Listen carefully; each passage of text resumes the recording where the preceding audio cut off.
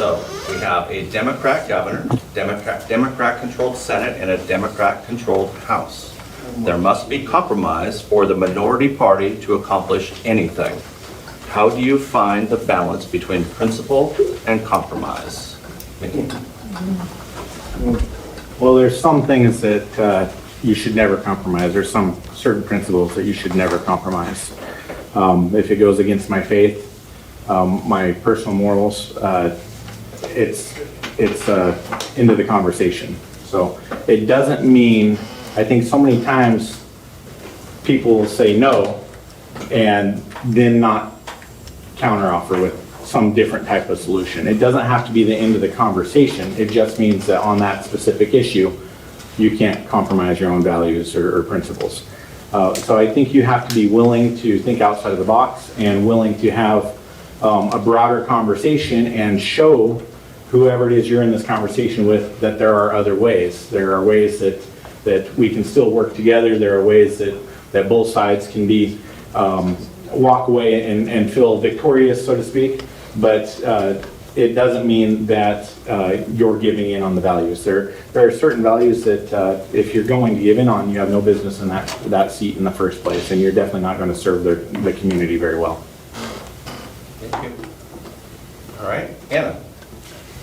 So just like in business negotiations, when I worked at Hewlett-Packard and then went on to FMC and then went on to work for GK Machine, in negotiations in business, you have to know where your walk-away point is. Before you even walk in that room, you have to know what your walk-away point is. And in politics, that's your ethics, that's your core beliefs, that's the integrity that you won't lose, and that's your walk-away point. A lot of people think that compromise is loss. Compromise is not loss. Both parties often lose on both sides in compromise, and both parties often win in compromise. So my preference is that compromise is not lost, but education equals change. So the more you talk with someone, the more you try to find common ground, the more you educate people about an issue, the chances that you'll reach a win-win compromise increase. However, like I said, before you go into any negotiations, whether it's business or on a bill, you need to know what your walk-away point is. And my core values are something that I would use as my walk-away point. So for example, I don't know if we're going to have a Second Amendment question, but I'll just throw it out there. I firmly believe in the Second Amendment. I believe in responsible gun ownership. So those are things that would be my walk-away point. That's not to say that I think every criminal should have a gun. Criminals shouldn't be able to have guns. We have laws on the books for that. But there has to be a point where you uphold the law and the laws that we already have and use your integrity and not compromise that. Okay, thank you. Mike. So I think anybody who knows me knows that I fall farther on the principle side than the compromise side. But saying that, I have in every session that I served, I have always had more yes votes than I had no votes, and that's because you look for what's good and what's necessary, and you do what needs to be done on that. I think that. You know, it's some people talk about one-party rule, that there's just one big omniparty that just rules. And I think an example of that was, I think it was during the first short session of the 2020 session, the first special session that we had. And they had, there was 10 or 12 police reform bills, and every one of them had a whereas clause on it that said Black Lives Matter, and it was capital B, capital L, capital M. And I just I said to them, I said, I'm sorry, if you're gonna put an advertisement for a Marxist terrorist organization on there, I'm not gonna support that bill. If you take that off of the bill, I'll look at what you have behind the bill there.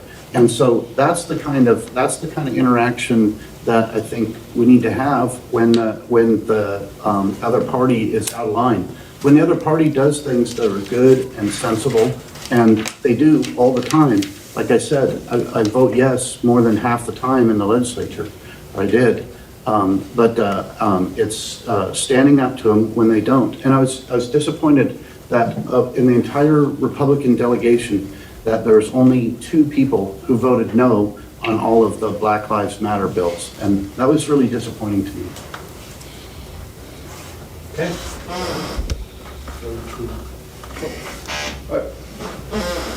I think that compromise and getting things done, the word compromise is an interesting one, because I don't feel that there's ever a need to have a compromise in the sense that most people think about it.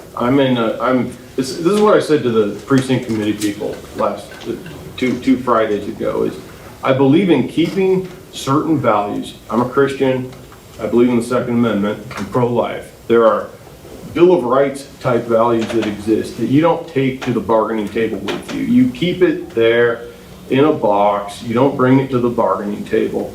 But bargains do happen. It's part of politics. You want a state representative who goes in there and works with all members and figures out an optimal solution and improves the district. You want that. That's absolutely true. But the need to compromise, I think what matters more is that you're respected, and you can achieve respect without that. I think as long as you're civil with your colleagues, you maintain a level of respect, you maintain friendships, I think you can overcome a lot of the ideological disagreements that take place.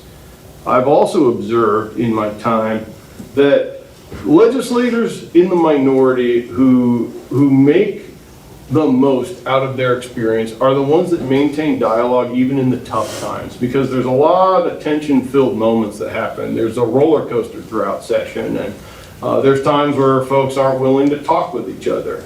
And I think the most successful ones are the ones willing to do that. Thanks.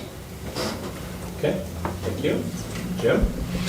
Well, without compromise, you can't get anything done.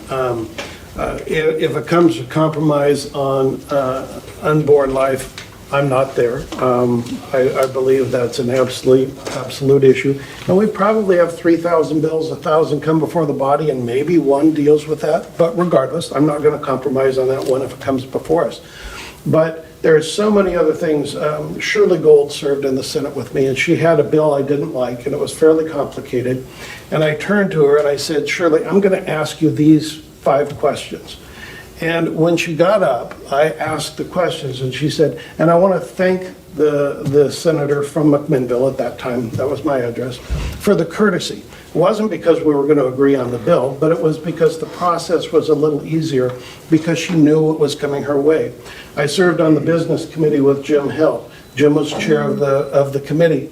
Toward the end of the session, I said the landscape contractors need a bill. They can't put their sprinkler systems in because of the restrictions on the backflow device. He said, Jim, you've worked with me all session. Of course I'll do this. And we were able, I'm sure he checked with the unions to make sure it was okay first, but we were able to move through a bill that did make a difference for landscape contractors in the district. It's about compromise and it's about courtesy. Okay, thank you.